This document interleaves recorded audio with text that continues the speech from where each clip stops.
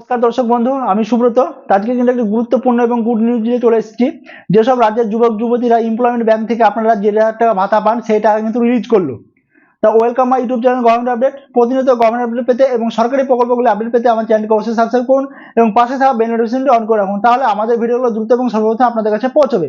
আর যারা প্রথম আমাদের চ্যানেলে ভিডিও দেখছেন তাদেরকে অনুরোধ করবো চ্যানেলটি সাবস্ক্রাইব করে রাখুন এবং পাশে থাকা যে বেল নোটিফিকেশনটা আছে সেটা অন করে রাখুন, তাহলে আমার যে সব নিত্য নতুন গভর্নমেন্ট আপডেটগুলি আছে এবং প্রকল্পের যে আপডেটগুলি আছে সেগুলো কিন্তু আমরা যুক্ত দিই। আর আপনারা এই প্রকল্পগুলি যে আপডেট সেগুলো কিন্তু ঘরে বসেই নিজের ফোন থেকে কিন্তু জানতে পারবেন এবং দেখতে পারবেন। তো যে যুবশ্রী প্রকল্পের প্রায় 4 মাসের যে পেমেন্ট সেটা কিন্তু ডিউ ছিল। তা আজকে যে 8, 12, 25 তারিখে কিন্তু একটা পেমেন্ট কিন্তু আপনাদের অ্যাকাউন্টে সরাসরি ক্রেডিট হয়ে গেল। সেটা কিন্তু আমি লাইভ প্রমাণ সহ আপনাদেরকে দেখাবো। এখনো কিন্তু মোটামুটি 3 থেকে 4 মাসের টাকা কিন্তু এখনো ডিউ আছে।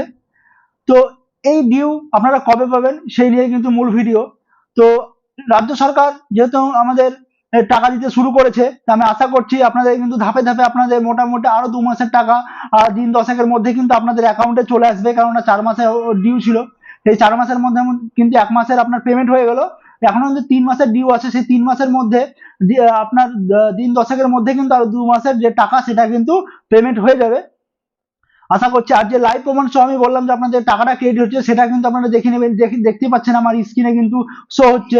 তো আপনারা লাস্ট কোন কোন মাসে পেমেন্ট পেয়েছেন সেটা আমি একটু দেখানোর চেষ্টা করবো। তো আপনারা দেখতে পাচ্ছেন প্রথমে যে আজকে 8-12-2025 যে WBIFMS যে ফান্ড আছে সেই ফান্ড থেকে কিন্তু আজকে যে কিস্তি 1,500 টাকা সেটা কিন্তু আমাদের এমপ্লয়মেন্ট এক্সচেঞ্জ কিন্তু রিলিজ করে দিয়েছে এবং আমাদের অ্যাকাউন্টে কিন্তু ক্রেডিট হয়ে গেছে।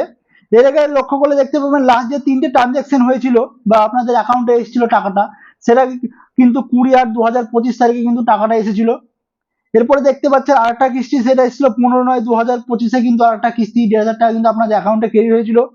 এরপরে আপনারা দেখতে পাচ্ছেন 22-9-2025 তারিখে কিন্তু আপনাদের একটা কিস্তি হয়েছিল। তাহলে বুঝতে পারছেন প্রায় 3 মাস অপেক্ষার পর কিন্তু আজকে যে 8-12-25-এ কিন্তু আপনাদেরকে আমাদের যে এমপ্লয়মেন্ট ব্যাংক বা এক্সচেঞ্জ অফিস আছে সেখান থেকে কিন্তু আমাদের যে টাকা, যে বার্ধক্য ভাতার টাকা, সেই টাকাটা কিন্তু রিলিজ করলো এবং সরাসরি আপনাদের অ্যাকাউন্টে কিন্তু ক্রেডিট হয়ে গেছে। তো দেখতেই পেলেন লাইভ প্রমাণ সহ আপনাদেরকে আমি দেখিয়ে দিলাম।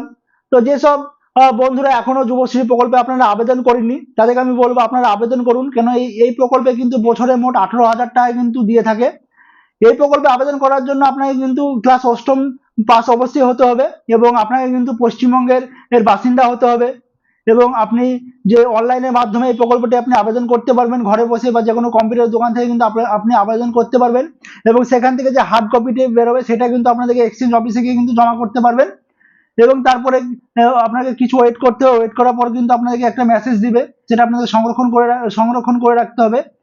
আর যুবশ্রী যেটা প্রকল্প, এটা কিন্তু আমাদের একটি জনমুখী প্রকল্প।